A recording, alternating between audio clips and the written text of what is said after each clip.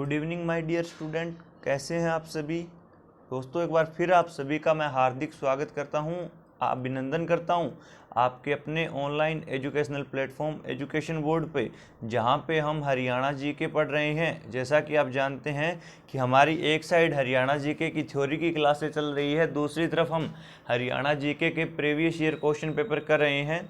आज की इस क्लास में हम बेहतरीन कुछ और क्वेश्चन कवर करेंगे, जिसमें हम बात करते हैं तो हम HCS प्रीलिम्स के कुछ क्वेश्चन आज करेंगे और उसी के साथ साथ आपके HSC के नायब तहसीलदार में आने वाले कुछ क्वेश्चनों को किया जाएगा। जैसा कि आप जानते हैं कि सर HCS का जो प्रीलिम्स का एग्ज़ाम हुआ था वो कैंसिल हो चुका है और अब जो है वो 10 जुलाई 2022 को दोबारा से होगा।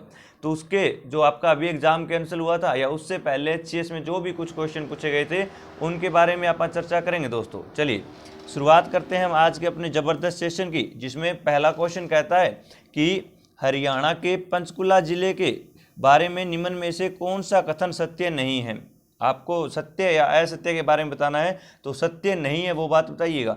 हरियाणा के 17वें जिले के रूप में इसका गठन किया गया था। बात हो रही है किसकी सर? बात हो रही है पंचकुला की। तो याद रखिएगा, बिल्कुल सही बात की गई है कि सर हरियाणा का जो 17वां जिला है वो कौन सा बना था? वो बना था सर पंचकुला। कौन सा बना दोस्तों?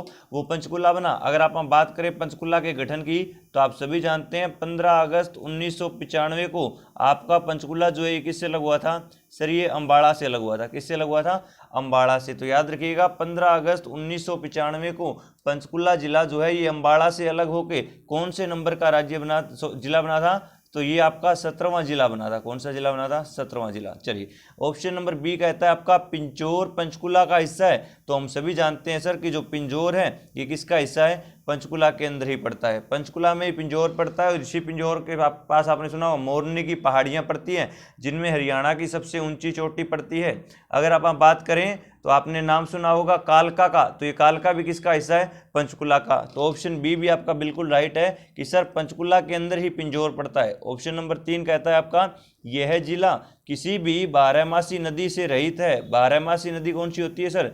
यानी जिसके अंदर 12 महीने लगातार पानी रहेगा, जिसे आप सर चिरस्थायी नदी बोल देते हैं। कौन सी नदी बोलेंगे?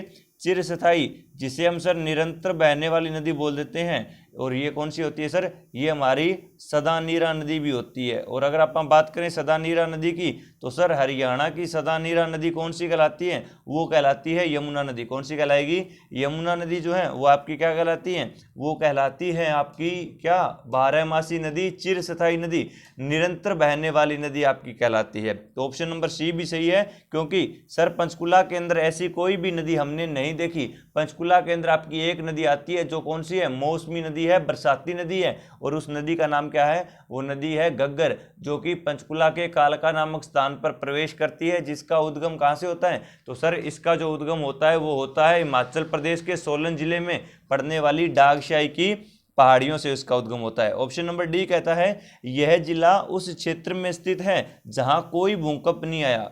तो याद रखिए दोस्तों, अगर आप बात करें इसके बारे में, तो आप जानते हो सर कि ये हमारा पहाड़ी क्षेत्र है और पहाड़ी क्षेत्र के अंदर क्या है? हमारे भूकंप आते रहते हैं। तो ये बात इसकी बिल्कुल गलत है भाई। क्या हो जाएगा सर? ऑप्शन डी जो है वो इसका गलत है। तो इसका राइट आंसर क्या हो जाएगा? ऑप्शन डी जो है वो इसका राइट आंसर हो जाएगा। ये आपको याद रखना है। चलिए, तो क्या कहा कि सर पंचकुला की इसने बात की। पंचकुला के बारे में हम जानते हैं कि 15 अगस्त 1995 को ये अम्बाड़ा से अलग होकर 17वां राज्य बना था, पहली बात। दूसरा, सर पिंजौर के अंदर ही हमारा क्या? पिंजौर कहाँ पे पड़ता है? पंचकुला के अंदर ही पिंजौर पड़ता है। और इसी पिंजौर में आपका एक गार्डन पड़ता है जिसका नाम है यादवेंद्र गार्डन, जिसे आप उत्तर भारत का नंदनवन कहते हैं, जहां आम मेला लगता है। तो आप कमेंट बॉक्स में छापने का काम करेंगे, बताइए पिंजौर गार्डन का निर्माण किसके द्वारा करवाया गया? फटाफट कमेंट बॉक्स में छाप दीजिएगा। चलिए, तो इसका ऑप्शन जो डी है वो बिल्कुल राइट आंसर है। और याद रखिए सर इसके अंदर कोई भी हमारी बारहमासी नदी नहीं है। चलिए बढ़ते हैं हम अपने अगले क्वेश्चन की ओर। अगला क्वेश्चन कहता है कि निम्नलिखित कथनों पर विचार करें। तो आप विचार करेंगे भाई जो आपको कथन दिए गए हैं उसके ऊपर। तो पहला कथन कहता है हरियाणा में घग्गर नदी द्वारा, किसके द्वारा? घग्गर नदी द्वारा बनाए गए निर्मित बाढ़ के मैदानों को नेल्ली कहा जाता है। क्या कहा जाता है? नेल्ली कहा जाता है। ऑप्शन बी, कथन बी कहता है आपका हरियाणा में मारकंडा नदी द्वारा निर्मित बाढ़ के मैदानों को घर कहा जाता है। तो क्या ऑप्शन ए और बी दोनों सही हैं? ए गलत है या बी सही है? ए और बी दोनों सही हैं या दोनों गलत हैं, या ए और बी दोनों कथन गलत हैं। अगर आप बात करें स्टूडेंट्स, तो आप जानते हो कि सर आपने हमें पढ़ाया था कि घग्गर नदी जो है इसके द्वारा जो बाढ़ के मैदान बनाए जाएंगे, कौन से मैदान? बाढ़ के मैदान, सर उन्हें नेल्ली कहा जाता है। क्या कहा जाता है? सर उन्हें नेल्ली कहा जाता है, और स्थानीय भाषा में सर उसे कई बार नाली भी बोल देते हैं। क्या बोल देते हैं? नाली। आपने पढ़ाया था सर मारकंडा नदी के द्वारा जो मैदान बनाए जाते हैं वो क्या कहलाते हैं? वो तो बैट कहलाते हैं। क्या कहलाते हैं? बैट कहलाते हैं। और आपने बताया था सर यमुना नदी के द्वारा बनाए गए मैदान, कौन सी नदी के द्वारा? यमुना नदी के द्वारा। यमुना नदी के द्वारा जो मैदान बनाए जाते हैं वो क्या कहलाते हैं? सर यमुना द्वारा बनाए गए मैदान कहलाते हैं खादर के मैदान। कौन से मैदान? वो कहलाएंगे सर खादर के मैदान। चलिए, तो ये तीनों बातें आपको बता रखी है। तो ऑप्शन ए कहता है, या कथन ए कहता है कि हरियाणा में घग्गर नदी द्वारा बनाए गए बाढ़ के मैदानों को नेली कहा जाता है। बिल्कुल सही है सर, आपने ये बात हमें अभी भी बता दी और पहले भी आप पढ़ा चुके हैं। दूसरा है मारकंडा नदी द्वारा बनाए गए मैदानों को घर कहा जाता है। बिल्कुल नहीं कहा जाता सर, ऑप्शन बी गलत हो जाएगा, क्योंकि अभी आपने क्या लिखा है कि इनके द्वारा बनाए गए मैदान क्या कहलाएंगे? बैट कहलाएंगे। तो ऑप्शन बी आपका गलत हो गया। कहां पर लिखा हुआ है? कथन ए सही है और कथन बी गलत। ऑप्शन नंबर ए में ही ये बात आपकी लिखी गई है। तो इसका राइट आंसर क्या हो जाएगा? ऑप्शन ए इसका राइट आंसर हो जाएगा। ये क्वेश्चन दोस्तों आपके एचसीएस के अंदर पूछे गए हैं, ये क्वेश्चन आपके नायब तहसीलदार में पूछे गए हैं, इस तरह के क्वेश्चन। और ये क्वेश्चन आपको कब आएंगे? जब आपको पूरी की पूरी थ्योरी जो है अच्छी तरीके से समझ रखी होगी। और थ्योरी के लिए आप हमारी प्लेलिस्ट चेक कर सकते हैं, Haryana GK by Praveen Sutar sir, उसके अंदर मैंने आपको हरियाणा जीके भी अच्छे तरीके से पढ़ा रखी है दोस्तों। चलिए, सबसे पहले तो आप बात कर लेते हैं कि जो हरियाणा का भौगोलिक विस्तार है उसके बारे में। चलिए, अगर आप बात करें हरियाणा के भौगोलिक विस्तार के बारे में, किसके बारे में बात करें कि सर अगर आप बात करते हैं हरियाणा के भौगोलिक विस्तार के बारे में, तो भौगोलिक विस्तार की बात अगर आप करें तो सर हरियाणा में सबसे उत्तरी दिशा में जब जाएंगे तो वो कहलाएगा उत्तरी बिंदु। और उत्तरी बिंदु कौन सा है हमारा? वो है शाहपुर। और शाहपुर कहाँ पे पड़ता है? सर पंचकुला में पड़ता है। दक्षिण दिशा में जब हम जाएंगे तो पड़ेगा सर दक्षिणी बिंदु या दक्षिणी गांव। और ये दक्षिणी गांव है सर दोहा नामक स्थान, जो हरियाणा के मेवात जिले में पड़ता है, जिसे वर्तमान में आप नूह के नाम से जानते हैं। और अगर आप बात करें हमारे सबसे पश्चिमी बिंदु की, तो आप जानते हैं कि सर जब भी आप पश्चिम दिशा में जाएंगे तो हम जाएंगे चौटाला गांव में। और ये चौटाला गांव हरियाणा के सिरसा जिले में पड़ता है। और इसी चौटाला गांव से सर वर्तमान की विधानसभा के अंदर 5 एमएलए एक ही गांव से चुने गए।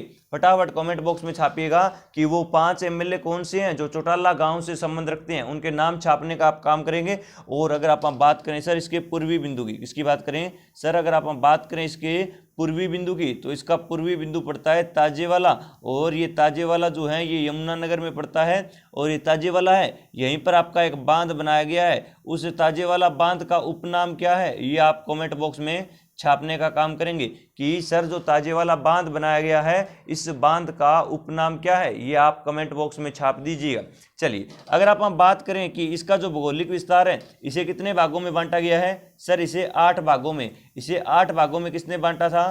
तो एक डॉक्टर थे जिसका नाम था डॉक्टर जसबीर सिंह। कौन थे सर? एक डॉक्टर हुए जिसका नाम था डॉक्टर जसबीर सिंह। और इसी के द्वारा किताब लिखी गई an agricultural geography of Haryana. कौन सी किताब लिखी गई? An agricultural geography of Haryana नामक किताब लिखी गई। और सर इसी किताब के अंदर उन्होंने हरियाणा को 8 भागों में बांटने का काम किया, जिसमें आप बात करें तो सर शिवालिक क्षेत्र था, हमारे गिरिपाद के मैदान थे, तरंगित मैदान थे, अरावली क्षेत्र था, अनकाई दलदल था, बालू टिब्बे युक्त मैदान थे, बालू टिब्बे युक्त रेत के मैदान हो गए आपके। चलिए जी, तो याद रखिएगा सर ये वो 8 भाग थे जिसके अंदर बांटने का काम किया गया था। किसके द्वारा? डॉक्टर जसबीर सिंह के द्वारा जो है इसे 8 भागों में ही बांटा गया था। कौन कौन से होंगे सर? पहला हो जाएगा हमारा शिवालिक। कौन सा हो जाएगा? शिवालिक हो जाएगा। दूसरा कौन सा हो जाएगा सर? दूसरा हो जाएगा गिरिपाद के मैदान। तीसरा कौन सा हो जाएगा? तीसरा हो जाएंगे सर तरंगित मैदान। चौथा कौन सा हो जाएगा? अनकाई दलदल। पांचवा कौन सा हो जाएगा? बालू टिब्बे युक्त मैदान। छठा कौन सा हो जाएगा आपका? तो आप सभी जानते हो सर छठा हमारा हो जाएगा अरावली का मैदान। कौन सा हो जाएगा? अरावली का मैदान। और अगर आप बात करें इसके अलावा 2 और आपके क्षेत्र पड़ने वाले, तो आप जानते हैं कि सर वो हमारे 2 क्षेत्र जिनमें, चलिए पहले तो एक आप क्वेश्चन का आंसर करेंगे कि जो शिवालिक है हमारा जो शिवालिक है उसका विस्तार कितना है और अरावली का विस्तार हरियाणा में कितना है। पहले आप दो कमेंट बॉक्स को छापने का काम करेंगे कि शिवालिक का विस्तार कितना है और अरावली का विस्तार कितना है। तो दो बाकी जो हमारे जो रह गए दोस्तों, उसमें एक रह गया हमारा जलोढ़ का मैदान। जलोढ़ नहीं बताया ना आपको, एक रह गया आपका जलोढ़ का मैदान, और दूसरा कौन सा रह गया सर? दूसरा रह गया हमारा बाढ़ का मैदान। कौन सा? बाढ़ का मैदान। तो 8 भाग है दोस्तों, 8 भागों के बारे में आपको याद रखना पड़ेगा। एग्जाम में क्वेश्चन इस तरह से आएगा, बताइए निम्न में से कौन सा हरियाणा का भौगोलिक हिस्सा नहीं है। आपको ऑप्शन में क्या मिल सकते हैं? आपको मिल जाएगा अरावली का मैदान, अनकाई दलदल, तरंगित मैदान या चंबल घाटी। तो आप आंसर करेंगे सर चंबल घाटी जो है ये हरियाणा से संबंधित नहीं है। चलिए बढ़ते हैं अगले क्वेश्चन की ओर। चलिए अगला क्वेश्चन कहता है, किस बड़ी घटना के बाद अंग्रेजों ने हरियाणा को उत्तर पश्चिमी प्रांत से हटाकर पंजाब में उसका विलय कर दिया। तो अगर आप बात करें कि वो उस घटना की, तो आप सभी जानते हैं कि sir after the revolt of 1857 या 1857 की क्रांति के बाद हरियाणा को सर किससे अलग कर दिया गया? यूपी से अलग कर दिया गया। किससे अलग किया गया दोस्तों? सर इसे यूपी से अलग करके किसका हिस्सा बनाया गया?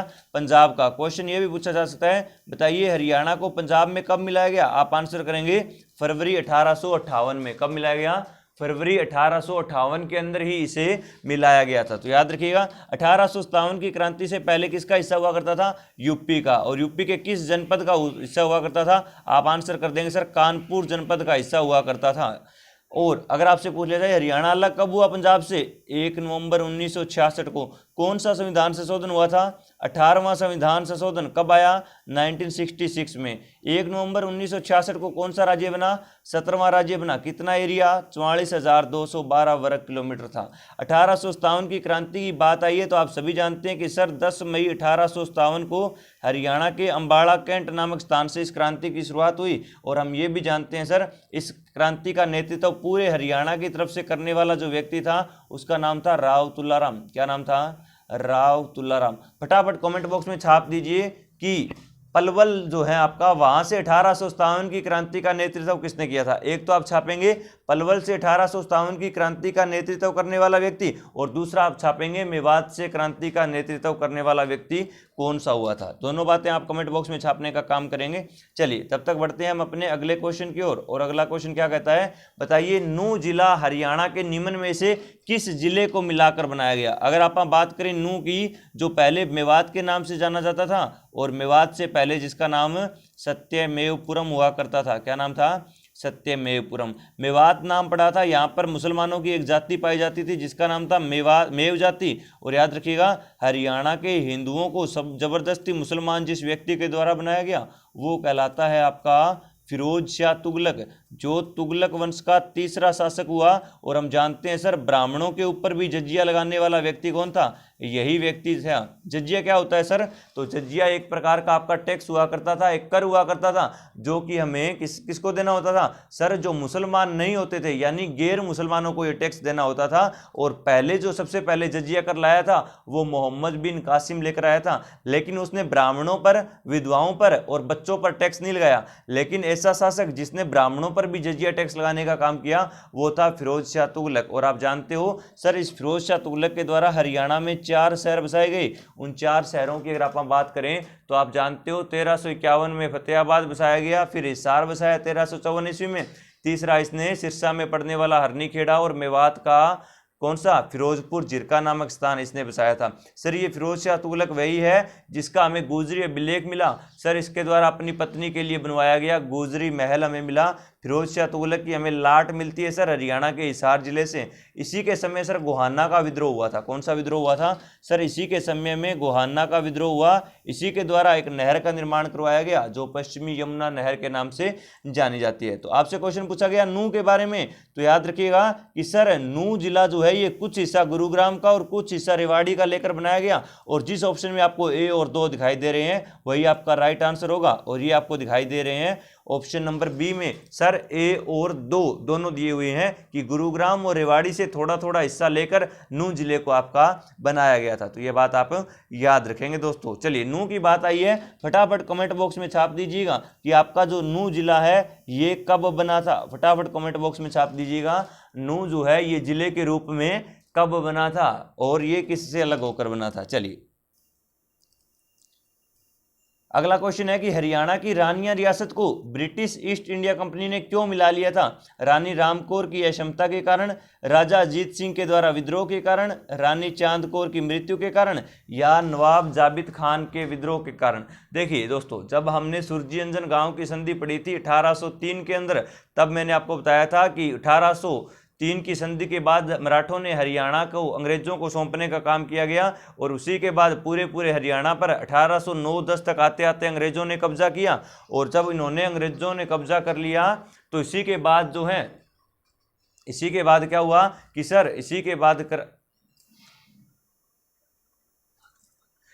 बाद sir 1800 British east India company के खिलाफ कुछ विद्रोह होने लगे, कुछ रिवोल्ट होने लगे। और अगर आप हम बात करें रिवोल्ट की, तो सर आपने हमें 6-7 रिवोल्ट पढ़ाए थे, जिसमें हम बात करते हैं सबसे पहला कौन सा विद्रोह हुआ? सबसे पहले हुआ जींद का विद्रोह जो 1814 में हुआ। फिर 1818 में आपके 2 विद्रोह हुए, एक रानिया का विद्रोह हुआ था, एक छछरौली का। यहाँ पे बात आई है रानिया की, तो याद रखिएगा इसका ऑप्शन डी राइट आंसर हो जाएगा कि सर नवाब जाबित खान के द्वारा जब विद्रोह कर दिया गया और इसी विद्रोह के अंदर हार गया जाबित खान, तो ब्रिटिश ईस्ट इंडिया कंपनी के द्वारा रानिया को जो है अपने अंग्रेजी शासन में मिलाने का काम किया गया। अगर आपसे पूछा जाए रानिया रियासत कहाँ पे पड़ती है, आप आंसर करेंगे सिरसा जिले में पड़ती है। रानिया जो है वर्तमान में आपका विधानसभा का क्षेत्र है, और यहाँ से जो एमएलए चुने गए हैं उसका नाम आप लोग कमेंट बॉक्स में छापने का काम करेंगे। चलिए जी, हम बढ़ते हैं अगले क्वेश्चन की ओर कि हरियाणा के निम्न में से किस रियासत ने 1857 के विद्रोह के दौरान अंग्रेजों का समर्थन किया? तो हम सभी जानते हैं कि सर वो कौन सी रियासत थी? वो जींद रियासत थी। कौन सी रियासत थी?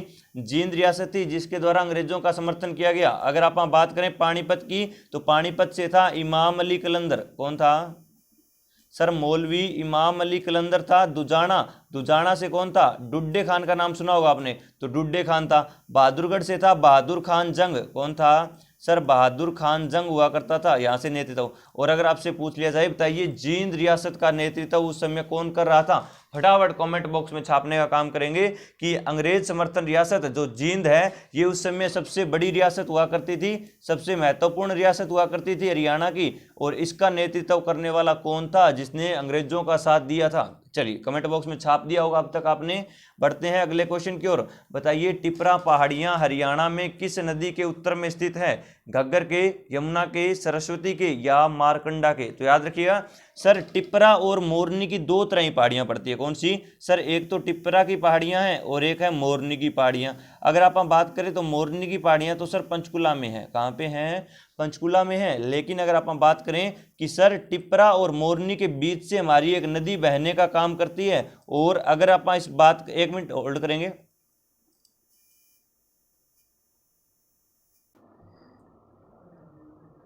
चलिए बात कर रहे थे हम मोरनी और टिपरा की पहाड़ियों के बारे में। तो सर मोरनी और टिपरा की पहाड़ियों को बीच में एक साइड आपकी पड़ती है कौन सी पहाड़ियां? सर एक साइड पड़ती है टिपरा की, और दूसरी साइड आपकी कौन सी पहाड़ियां पड़ती है दोस्तों? वो पड़ती है सर मोरना की। और इन्हीं मोरनी की पहाड़ियों को अलग करने का काम करती है सर एक नदी, जिस नदी को आप किस नाम से जानते हैं? जिस नदी को आप घग्गर नदी के नाम से जानते हैं। किसके नाम से? घग्गर के नाम से जानते हैं। तो याद रखिएगा घग्गर इसका राइट आंसर हो जाएगा। नदी लिखी है तो याद रखेंगे कि सर हिमाचल प्रदेश के अंदर एक जिला है जिसका नाम है सोलन जिला। कौन सा जिला?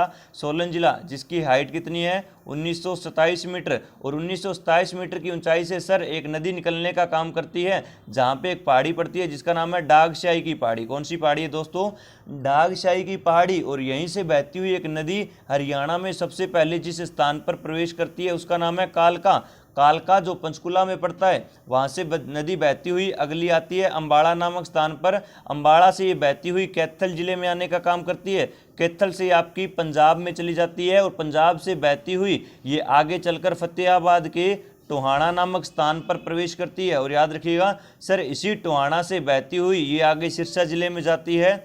सिरसा से होती हुई ये कहाँ पे जाती है? एलनाबाद में जाने का काम करती है। और एलनाबाद से होती हुई सर ये राजस्थान के हनुमानगढ़ नामक स्थान में जाती है, और वहाँ पर जाकर ये विलुप्त हो जाती है। तो ये है आपकी घग्गर नदी। अगर आप बात करें घग्गर की लंबाई की, तो आप याद रखेंगे 241 किलोमीटर इसकी लंबाई है। अगर आपसे कुल लंबाई पूछ ली जाए तो 291 किलोमीटर। और सर जब ये सिरसा में जाती है तो सिरसा में इसके ऊपर एक बांध बनाया गया है जिसका नाम क्या है, ओट्टू बांध है, जिसे आप वीरराज बांध के नाम से जानते हैं। हरियाणा का मिट्टी का बना हुआ बांध कहलाता है ये ओट्टू बांध। अगर आप बात करें कालका की तो हम जानते हैं सर पंचकुला के अंदर ही हमारे कुछ बांध बनाए गए, जिसमें अगर आप बात करें दंगराना की, हम बात करें छामला की, तो ये बांध भी कहाँ पर बनाए गए हैं, ये हमारे सर पंचकुला जिले में बनाए गए हैं। तो याद रखिएगा घग्गर नदी टिप्रा और मोरनियों को अलग करने का काम करती है। मैंने आपको पूरी घग्गर नदी समझाने का काम किया है दोस्तों, उम्मीद करूंगा आपको ये सारी बात समझ में आई होगी। यमुना के बारे में हम जानते हैं हरियाणा की एकमात्र सदा नीरा नदी यमुना है।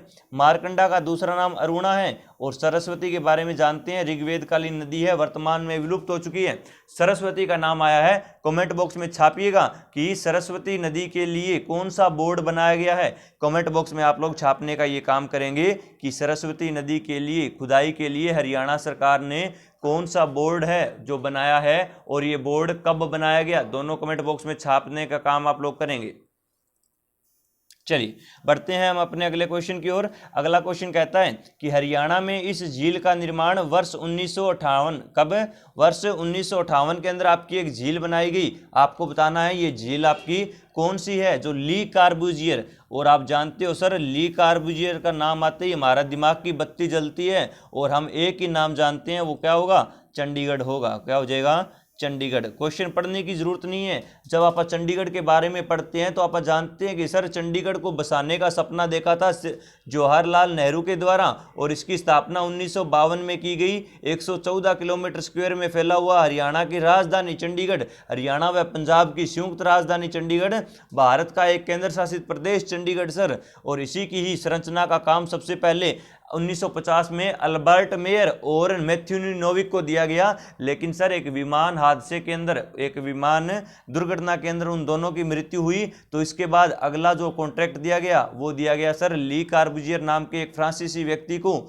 जो फ्रांस से संबंध रखा करता था। और उसी के द्वारा सर बाद में इसका डिजाइन तैयार किया गया और चंडीगढ़ को सर बसाने का काम किया गया था, या सपना देखा था जवाहरलाल नेहरू का। लेकिन इसकी जो संरचना तैयार की गई, आर्किटेक्चर जो था वो ली कार्बूजियर जो फ्रांस देश से रहने वाला था। क्वेश्चन इस तरह भी पूछा जा सकता है, बताइए ली कार्बूजियर का संबंध कहां से है, आप आंसर कर देंगे फ्रांस से है। कहां से है, फ्रांस से संबंध रखता है। और याद रखिएगा उसने झील के बारे में बात की है, तो आप जानते हो सर चंडीगढ़ के अंदर एक झील जो सबसे ज्यादा प्रसिद्ध है, जिसका नाम क्या है, सुखना झील या सुखना लेक के नाम से हम जानते हैं, जिसे 1958 में बनाया गया। जो आपकी मानव निर्मित झील है, 3 एकड़ में फैली हुई है। कितने, 3 किलोमीटर में आपकी फैली हुई झील। इसका डिजाइन भी किसने तैयार किया, सर ली कार्बूजियर के द्वारा ही इसका डिजाइन तैयार किया गया था। ये सारी बातें आपको याद रखनी है, तभी जाके आपका एग्जाम में सिलेक्शन होगा। अगर आप बात करें रॉक गार्डन की तो वो भी चंडीगढ़ में है, रोज गार्डन चंडीगढ़ में है, बोटनिकल गार्डन चंडीगढ़ में है,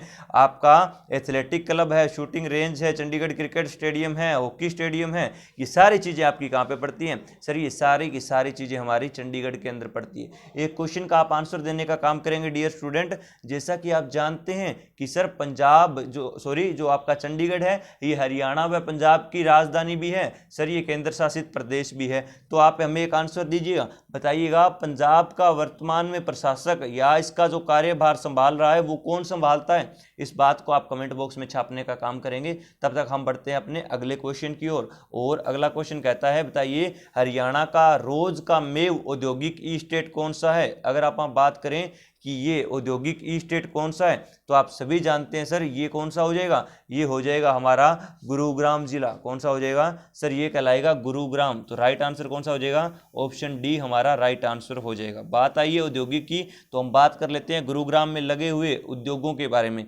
गुरुग्राम के अंदर लगा हुआ है आपका मारुति सुजुकी उद्योग। कौन सा उद्योग है सर, मारुति सुजुकी उद्योग है, जिसकी स्थापना फरवरी 1981 में हुई थी और इसकी पहली कार बिकी थी 14 दिसंबर 1983 के अंदर। अगर आप बात करें तो आपने बेंटन का नाम सुना होगा। बेंटेन पहले एक नाटक भी आया करता था, एक शो आया करता था। तो बेंटेन समूह का संबंध भी कहाँ से है, गुरुग्राम से है। सर बेंटेन क्या है, तो बेंटेन आपके जूते तैयार करता है, कपड़े तैयार करता है, बेन 10 के बैग भी आते हैं और अन्य वस्तुएं जो बेन 10 के द्वारा ही तैयार की जाती है। अगर आप बात करें तो आपने IBM का नाम सुना होगा, किसका नाम सुना होगा? IBM, international business machine. और आप लोग जानते हो सर ये IBM क्या है? सर ये एक सॉफ्टवेयर कंपनी है। कौन सी कंपनी है ये एक सॉफ्टवेयर कंपनी है सर, जो कहाँ पे लगी हुई है? गुरुग्राम में लगी हुई है। सर TCS भी कहाँ पे है? TCS भी भाई आपकी गुरुग्राम में है। टाटा कंसल्टेंसी सर्विस जो 1968 के अंदर लगाई गई थी। यहीं पे आपकी एक और कंपनी पड़ती है जिसका नाम है कैनन। कैनन के आपने देखे होंगे कैमरे आते हैं, क्या आते हैं? कैमरे आते हैं, तो वो कहाँ पे है? वो भी यहीं पे है। आपने एक इंडस्ट्री का नाम सुना होगा जिसका नाम है रेनबैक्सी। कौन सी? रेनबैक्सी का नाम सुना होगा। तो रेनबैक्सी लेबोरेटरीज कहाँ पे है आपकी? वो भी सर यहीं पे हमारी रेनबैक्सी लेबोरेटरीज। ये क्या है सर? ये आपकी फार्मास्यूटिकल कंपनी है। कौन सी कंपनी है? फार्मास्यूटिकल, जहाँ पे दवाइयाँ तैयार की जाती है। कब स्थापना हुई? इसकी स्थापना हुई थी 1961 में। इसके अलावा आप याद रखेंगे सर यहाँ पे विप्रो लिमिटेड उद्योग भी है। कौन सा उद्योग है? विप्रो लिमिटेड उद्योग। यहाँ पे सर नमक उद्योग भी है। कौन सा उद्योग है? यहाँ पे नमक उद्योग। यहाँ पे आपका इली लिली इंडस्ट्रीज भी है। कौन सी? इली लिली इंडस्ट्रीज। ये सारे के सारे दोस्तों मैं गुरुग्राम जिले की ही बात कर रहा हूँ। किसकी बात कर रहा हूँ? गुरुग्राम जिले की बात कर रहा हूँ। तो एक बार रिपीट करते हैं सर, यहाँ पे हमारा IBM है, यहाँ पे हमारा TCS है, रेनबैक्सी है, कैनन कंपनी है, चीनी उद्योग है, चीनी मिट्टी उद्योग है, नमक उद्योग है, और कौन सा? विप्रो उद्योग हो गया आपका। इसके अलावा हमने बात कर ली मोस्ट इंपॉर्टेंट मारुति सुजुकी उद्योग की और बेन 10 के बारे में। और एक याद रख लीजिएगा, मुंजाल शॉक ऑब्जर्वर। कौन सा?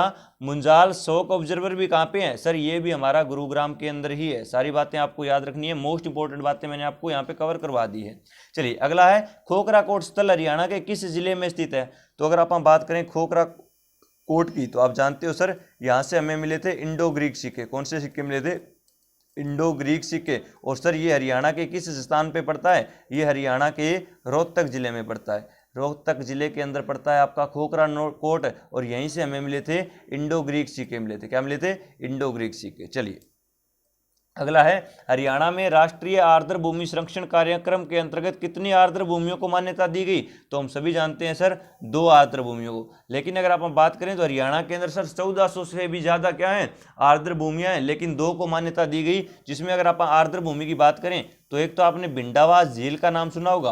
कौन सी झील? बिंडावास झील, जो बिंडावास वन्य जीव अभ्यारण्य है इसी के अंदर पड़ती है आपकी। और दूसरी आपने बसई झील का नाम सुना होगा। कौन सी झील? बसई झील, जो हरियाणा के गुरुग्राम के अंदर पड़ती है। याद रखिएगा ये दोनों की दोनों आपकी आर्द्र भूमियां ही हैं। आर्द्र भूमि क्या होती है सर? ये होता है भाई वेटलैंड। क्या होती है? वेटलैंड, नमी वाली भूमि। यह झील हरियाणा के थानेसर में स्थित है। थानेसर पड़ता है भाई कुरुक्षेत्र में। किताब उल हिंद में इसका उल्लेख किया गया, वह कौन सी झील है? तो हम सभी जानते हैं सर वो ब्रह्म सरोवर झील है। कौन सी है स्टूडेंट्स? तो हम सभी जानते हैं सर ब्रह्म सरोवर झील है। और ब्रह्म सरोवर झील की अगर आप बात करें सर, ये जो झील है हमारी ये क्या कहलाती है? सर ये चारों ओर से पक्की है, इसीलिए इसे कहा जाता है क्या? एशिया का सबसे बड़ा सरोवर माना जाता है। सर अगर आप बात करें तो इसकी लंबाई 3600 मीटर इंटू 1500, 3600 इंटू 1500 सर इसकी क्या है? लंबाई और चौड़ाई है, लेंथ और ब्रेंथ है। अगर आप बात करें इसके वर्णन की तो इसका वर्णन किया गया किताब उल हिंद के अंदर। और आप सभी जानते हैं किताब उल हिंद किसने लिखी थी? सर ये अल ब्रूनी ने लिखी थी। इसका दूसरा नाम क्या है? सर इसी को हम तहकीक हिंद बोलते हैं। क्या बोल देते हैं? तहकीक हिंद। क्वेश्चन का आंसर करेंगे, बताइए अल ब्रूनी किसके साथ भारत आया था? और जो व्यक्ति के साथ भारत आया उसने हरियाणा पर 2 आक्रमण किए। उन 2 आक्रमणों के बारे में बताइएगा, पहला कब किया और दूसरा कब किया। दोनों कमेंट बॉक्स में छापने का आप काम करेंगे। चलिए सनित सरोवर के बारे में बताने की जरूरत नहीं है। सनित सरोवर भी आपका थानेसर में पड़ता है। सर ये भगवान विष्णु से संबंधित है। यहाँ पे क्या होता है? 7 सरस्वती नदी की धाराएं मिलती है। यहाँ पर सर भगवान शंकर की पूजा रावण ने की थी। यहाँ पर भगत पिंड दान भी करते हैं। और इसी सनित सरोवर को कहा जाता है भगवान विष्णु का स्थायी निवास। सूरजकुंड झील के बारे में जानते हो, फरीदाबाद के अंदर पड़ती है। अनंगपाल के दौरान निर्माण करवाया गया, और जब उसने इसका निर्माण करवाया तो यही क्या कहलाई? सर यही झील हमारी कहलाई। आगे चलकर वही राजा क्या कहलाया? सर वो सूरजपाल के नाम से। बड़खल के बारे में आप जानते हो, बड़खल के बारे में बताने की जरूरत नहीं है। जहां पे आपका क्या है? सूरजकुंड झील है, वहीं आपकी कौन सी है? बड़खल झील है। चलिए बढ़ते हैं अगले क्वेश्चन की ओर। अगला क्वेश्चन कहता है, बताइए निम्न में से कौन सा हरियाणा औद्योगिक नीति 2015 का प्रावधान नहीं है? ऑप्शन नंबर ए 10 लाख रोजगार सृजित करना और 1 लाख करोड़ का निवेश आरक्षित करना। बिल्कुल सही है बात सर, ये सही है हमारी। खाद्य प्रसंस्करण उद्योग खोलना, बिल्कुल सही है सर। अंबाड़ा और पंचकुला में औद्योगिक टाउनशिप खोलना जरूरी नहीं है सर, 700 लघु पैमाने, ये सही है सर। तो राइट आंसर क्या हो जाएगा सर, ऑप्शन सी जो है वो इसका राइट आंसर हो जाएगा, कि उन्होंने कहीं पर ये नहीं लिखा कि अंबाड़ा और पंचकुला के अंदर टाउनशिप खोलना ये जरूरी है, तो ऑप्शन सी राइट आंसर हो जाएगा। बाकी तीनों के तीनों औद्योगिक नीति 2015 के प्रावधान है, उन्होंने कहा कि 10 लाख लोगों को रोजगार दिया जाएगा, खाद्य प्रसंस्करण उद्योग खोले जाएंगे और 700 लघु पैमाने उत्पादन इकाइयों को खोलने के लिए आसान किस्तों पर जो है रिश्त क्या दिया जाएगा, ऋण दिया जाएगा, ब्याज आपका लोन दिया जाएगा जी। चलिए दोस्तों, आज की क्लास यहीं पे समाप्त करते हैं। आज थोड़ा सा टेक्निकल इश्यू होने के कारण क्लास में भी दिक्कत हमें कई जगह आई, लेकिन कल फिर हमारी क्लास कंटिन्यू रहेंगी। उम्मीद करता हूँ आपको आज कुछ नया सीखने को मिला होगा। आज की क्लास में हमने HCS के और कुछ क्वेश्चन आपके नायब तहसीलदार के किए, और इसी तरह के क्वेश्चन आपको आजकल HSC के अंदर देखने को मिलते हैं दोस्तों। तो याद रखिएगा, क्वेश्चनों का लेवल जब आप बढ़ाओगे धीरे धीरे तो आपकी तैयारी बहुत अच्छे से होगी, और इन क्वेश्चनों को आप तभी कर पाओगे जब आपका कंसेप्ट पूरी तरह से क्लियर होगा। उम्मीद करता हूँ सारी बातें आपको अच्छी लगी होगी, उम्मीद करता हूँ समझ में आया होगा। आज की क्लास को यहीं समाप्त करते हैं, कल फिर मुलाकात होगी एक और ज़बरदस्त सेशन के साथ। तब तक आप अपने परिवार एजुकेशन बोर्ड के साथ बने रहें। जय हिंद, जय भारत।